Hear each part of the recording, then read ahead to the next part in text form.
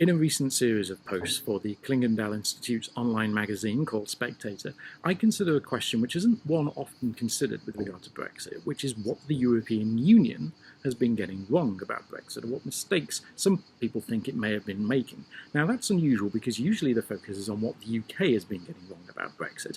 Indeed, it's difficult not to criticise the UK for its approach to Brexit, especially in terms of negotiations, where the UK government has often been all over the place. It's had internal arguments. It's struggled to learn how to cope with Brexit. But at the same time, there's a question for the European Union here, because Brexit is an unprecedented experience. The EU has never faced anything like this before. So how has it been coping? Let's not forget, the EU is an organisation which is regularly criticised, fairly or not, for its mistakes in handling the Eurozone crisis, problems in Schengen and migration and so forth, relations with Russia and the United States. So what, with regard to Brexit, has it been getting wrong? Lots of people point out that it's been coping very well, that it's actually managed to be united in its approach to Brexit in terms of handling relations with the UK, that it has been able to compartmentalise Brexit into this rather legalistic approach that's handled by the European Commission, leaving the member states to remain united and therefore not be divided and ruled by the United Kingdom. But what mistakes has it been making? What lessons can it learn from Brexit?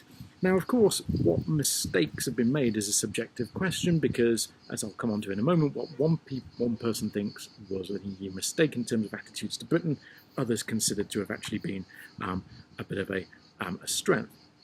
So let's start with that, because I identify three sets of groups when it comes to mistakes about how the EU has approached Brexit.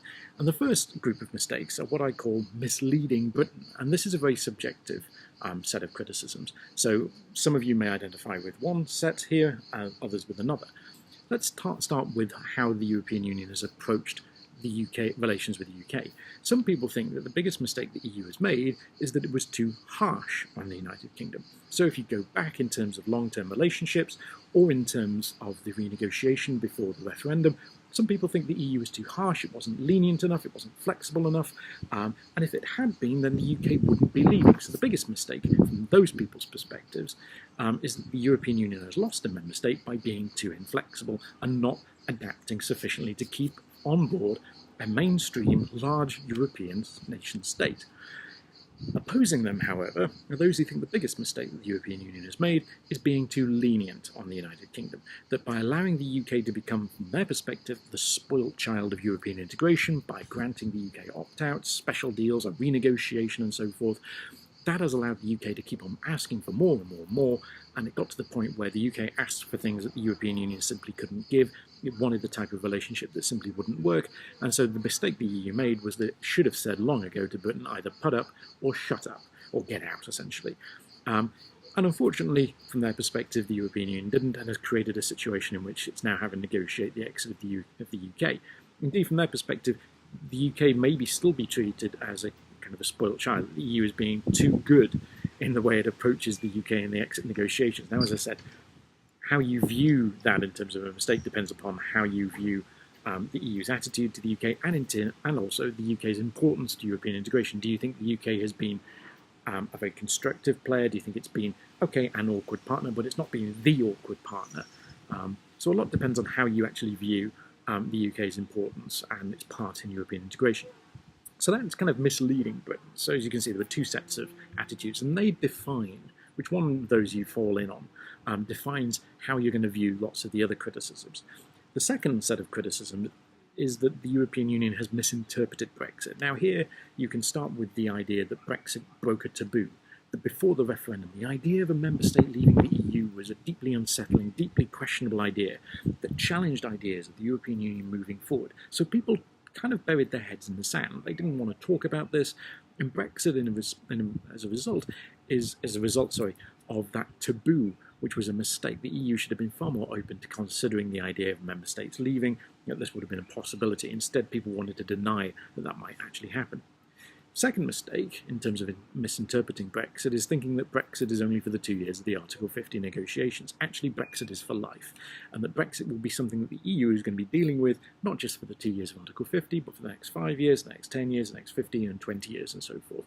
Britain is not going to go away as a question. How important that question is is something we'll come back to in a moment, but nevertheless, Brexit isn't going to go away when Britain formally leaves, if it does so, which it looks increasingly likely as doing so, next March in 2019. Third mistake with regard to misinterpreting Brexit is to assume that Brexit as a crisis is good for the European Union. Now, this is something that is deeply woven into the idea of European integration, that crises are good for the European Union. It's how the EU moves forward. That actually is open to debate. Desmond Deenan has done some work on this recently in a book, in several contributions to books, questioning the idea that crises are actually good for the European Union. That's actually what drives it forward. So if you think Brexit is a crisis, that equals good, well, you might be buying into a myth here that has to be questioned. Fourth, assuming that Brexit is a British anomaly, that it's only Britain that's going to go through this because of Britain's domestic political setup, because of the long-running problems in British politics of accepting anything positive about the European Union.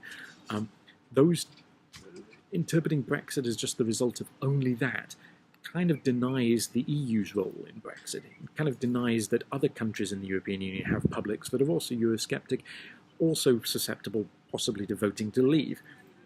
Maybe that looks unlikely at the moment, but interpreting Brexit as only a British thing risks denying denying that there are lessons to learn for the rest of the European Union. Fifth, overlooking that the European Union is also struggling to come up with what end it seeks in its relations with the UK. Now, the UK has been criticised quite rightly, in my opinion, for not knowing what type of Brexit it wants. It doesn't know what end relationship it seeks with the European Union in terms of, go back to some of the basic old chestnuts of this debate, whether it wants an EEA relationship, whether it wants a free trade deal, whether it wants a no deal, and so forth. But the EU itself doesn't know what new relationship it wants with the UK. It's kind of gone down the route of saying, well, we know what Britain doesn't want, so therefore that kind of defines what relationship we could offer to the UK.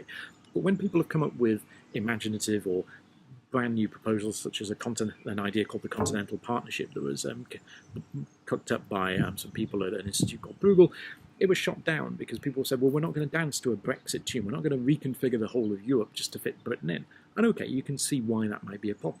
But there has been an unwillingness from some people's perspective elsewhere in the European Union to consider rejigging the rest of Europe to try and fit Britain in. It's as if, well, Britain's leaving, we're not going to change. But Britain is going to go away. We're going to have to come up with something to fit the United Kingdom into a European framework, that the UK is not just going to disappear. It's the same in the UK. That some Eurosceptics seem to have been under the assumption that if Britain left the EU would go away. I mean, that was always never going to be the case. And then the final criticism here about misinterpreting Brexit is assuming that this isn't actually going to happen, that this will be reversed, that this will actually be something that the British will see sense over, that they'll do a U-turn, or the Scots will decide, actually, no, we want to be part of this, and we're going to leave the UK and rejoin the European Union. And this is part of a misinterpretation of what the European Union has been. There's a certain belief that the EU moving forward is inevitable, and therefore Britain will inevitably realise its mistake and come back. And I think that's a deeply questionable assumption at the moment, especially in the short term. So that's the second set of mistakes about them misinterpreting Brexit. There's finally a third set of mistakes about how the EU has actually handled Brexit in terms of the practicality and the day-to-day negotiations. Now, here again, the criticism can be very subjective. Some contradict one another, but nevertheless, they're important ones to take on board. First one is that the Article 50 process is flawed. Article 50 was written on the back of a fag packet, inserted into the European Constitution, and therefore not given sufficient thought. And the whole Brexit negotiations have shown how narrow and limited this entire article was, that it wasn't thought through. It was designed possibly for a small member state leaving, not a large member state. It's quite unclear in certain areas, so there were gaps in how it within the wording, that it can be misinterpreted and so forth, that nobody actually thought that this would actually be needed. There are, of course, strengths that the European Union actually having a withdrawal clause was a positive, that it was actually a strength for the European Union, but nevertheless there was some who criticised it for having an article that wasn't thought through sufficiently, but nevertheless the EU has pressed on in using this. But that feeds into a second set of criticisms over how the EU has mishandled Brexit, which is that this has been too legalistic, that it hasn't been political enough, that they've taken the wording of Article 50, that they've stuck to the wording of Article 50, that they've stuck to a legalistic process. And in doing so, they might be jeopardising the high politics of kind of wider European geopolitics, that again, Britain is a major European power. Britain is not a country that can be just kind of casually left aside in European politics, and that by pursuing a purely legalistic approach to Brexit, actually there is a danger that the wider political ramifications of Brexit are not going to be dealt with carefully or gently or diplomatically enough.